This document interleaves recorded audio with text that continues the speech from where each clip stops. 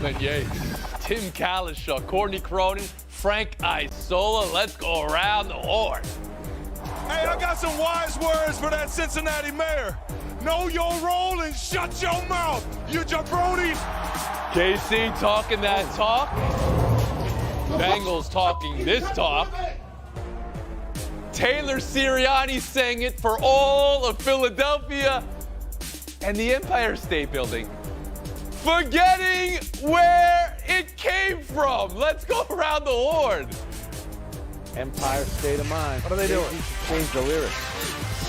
Travis Kelce, Cincinnati Bearcats. Don't get this at all. Jabroni. No game is decided by one play, but one play is sometimes what you remember a game for. So we start with one play. Mahomes' scramble and Joe Asai's push out of bounds. The 15-yard penalty gave KC the yards they needed with 8 seconds left and no timeouts to win the game and go to the Super Bowl. Reality of the hit Osai very hard on the sidelines. Cameras locked into that. In the tunnel, teammate Jermaine Pratt's frustration with Osai boiled over. That was widely seen. So was support by other teammates, Cam Sample on the field and BJ Hill during the interviews. To play one step out of bounds at 1,000,000 miles an hour, Mahomes crumbling, the 300 pounds of Osai in game speed not able to stop. Did it decide the game? Tim Kalisha, how do you view the Osai play and where do you lay blame? I just view it with tremendous sadness. I didn't want the game to end that way. Obviously, Cincinnati fans didn't either. It's not a good play. He's going to go out of bounds about the 41. That's not in field goal range on that particular day for Butker. But you got to make the call there. He's got one step out of bounds, and he extends himself to get to him. But the problem is, it's easy for us to watch it on the couch and say you can't do that. If you play in a front seven in the NFL, you're paid and your job is largely tied to how often you hit the quarterback, whether it's sacks or quarterback hits. You're thinking about hitting him all the time. And Patrick Mahomes is a runner right there. But you got to be smarter than that. You got to know to stay away because Patrick Mahomes is going to go sprawling if you push him. And they're going to make that call. They have to make it. It's unfortunate. Frank That game Isola? should have gone to overtime the way Where do you lay Cincinnati blame fought here? back in it. Well, that's definitely part of it. And you have to have some situational awareness here to know that it's, the time is running out, where they are on the field. I think he was more worried about Mahomes getting the first down. And guess what? If they get the first down, we know the way Patrick Mahomes is. He would have completed about a 5-yard, a 6-yard pass to Travis Kelce with 2 seconds left, and then they would have attempted a field goal. I get it. But on that play, there might have been a hold. Just like on the punt return, there might have been a block in the back. So many bad things happened to Cincinnati just on that last sequence. Kicking the ball to Kansas City getting a good return. Obviously, that foul on Mahomes, and that leads to a disaster. 9 penalties, 71 yards, 5 sacks on Joe Burrow, the 2 interceptions. They made too many mistakes, and it cost them. Courtney Cronin. Joseph Osai was 1 second too late for the biggest play of his life. And to Frank's point, I just really don't know what more he could have done there. He's going full speed at Patrick Mahomes, whose foot is about 15% out of bounds at that point.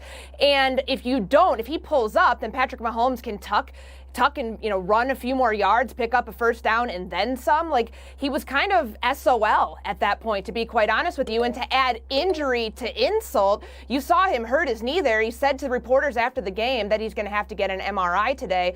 It's just unfair, and that's not the play that they lost the game on. There were plenty more moments for the Cincinnati Bengals that we can lay blame on more than the Joseph Osai unnecessary roughness play. I think we need to take a look at the unnecessary roughness rule as a whole. That should not be a 15-yard penalty. Oh, okay. Clinton Yates, I'll bring you in here on that play. A deeply unsatisfying ending to a deeply unsatisfying game. I think CC is right. I understand that you're protecting quarterbacks, but there is a gradation scale. We've had that with the roughing the kicker situation. Maybe it's time to go to that when we're looking at other fouls in the game as well, because that did not seem to add up to what it should have. It didn't feel like the effort Asai made there should have cost the Bengals that game and cost them overtime overall. I get it. It's football. But if I'm watching that game, I'm looking at that not as the biggest football fan in the world. I'm like, man, it ends on that? No, thanks. Should have been more. It's unfortunate. So you weren't thrilled by this game, or at least the way it came? Everything everybody described on this panel before me was bad. Nobody said anything about anything that's good. That means the game is bad. Well, the officiating is certainly something that's in question here. Let's talk about that. If we showed it in full, we'd go into PTI's time. But the overwhelming feeling was that it was in favor of Kansas City, a play where there was a complete do-over. You never see that. And suspect intentional grounding, or the block in the back and the punt, someone alluded to. Some thought holding on the scramble. The MVS reach for a first down, where you get forward progress in a reach you take back. By league rule, you're not supposed to. They did in this instance. Courtney, was it so bad that it had you questioning whether the game was decided by officiating then? Or should the Bengals feel they were worked over?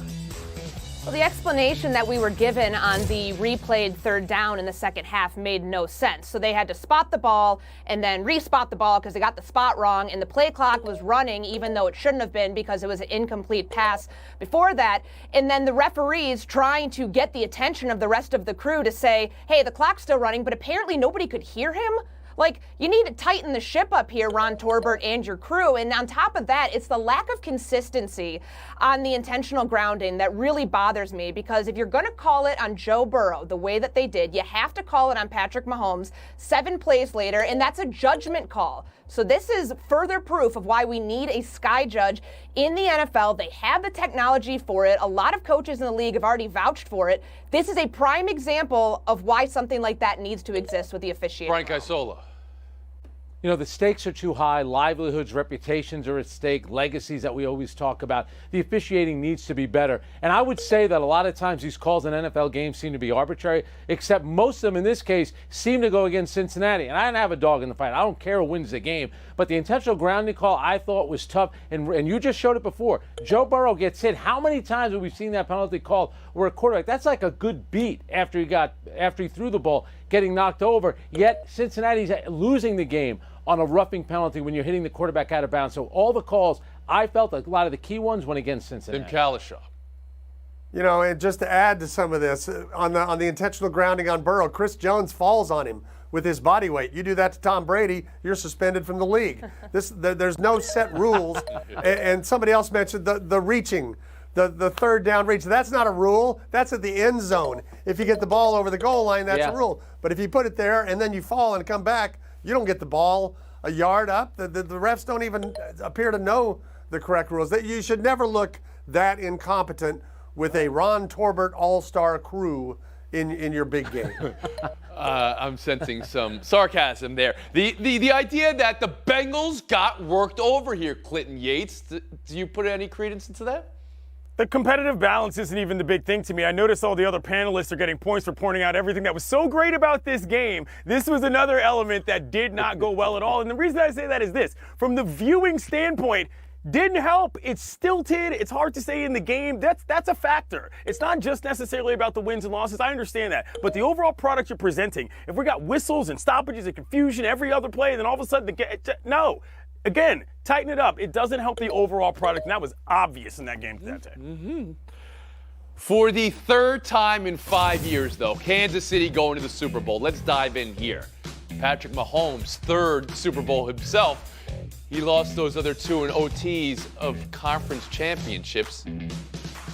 Burrow had chances, but the KC pressure mucked it up. 2 interceptions, red zone inefficiency in the game.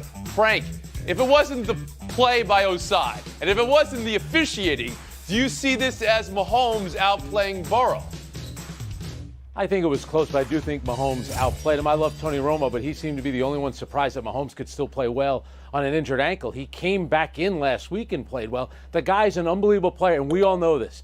Superstars can play injured, but the great ones can still be effective. That guy's an amazing player. It's hard to believe he's only won 1 Super Bowl. He made all the plays when it mattered. And let's be fair, too, here for Joe Burrow. He did have 2 interceptions and got sacked 5 times. That guy's a star, too. Unlike Clinton, I enjoyed it because it should be hard to score. It was a physical game by both teams. Mahomes ends up standing up. 40 Cronin. Yeah, Mahomes is this generation's greatest quarterback. I mean, look at what he did with a high ankle sprain. His star tight end is injured, popped up late on the injury report with a back injury. His receivers are going down all around him, and he still throws for 326 yards and 2 touchdowns, no interceptions, sets up the game-winning play. But as much credit as we give Patrick Mahomes, got to give some to the Kansas City defense, too. Chris Jones, 2 sacks. The secondary played lights out, too. Tim Kalishaw. I got to say, he definitely outplayed Burrow, and that was one of the things that was remarkable about watching this game.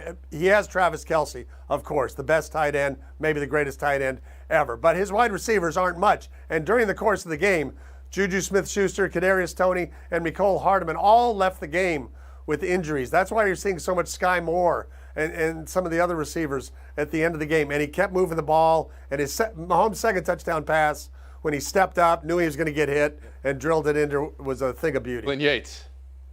Another great performance from Patrick, baseball player. Baseball players run the NFL. I'm not surprised, but to say that we're surprised that he's only won one, I'm not surprised. That's the truth of the matter. That's why them getting so chesty about the Bengals afterward was a little strange. The Chiefs were supposed to be good, and the Chiefs were good, but they played a bad game and they got past it. I think Mahomes and them, no, they got a little lucky in this one. You did not like this football game, Clinton Yates, understandably. No. Okay.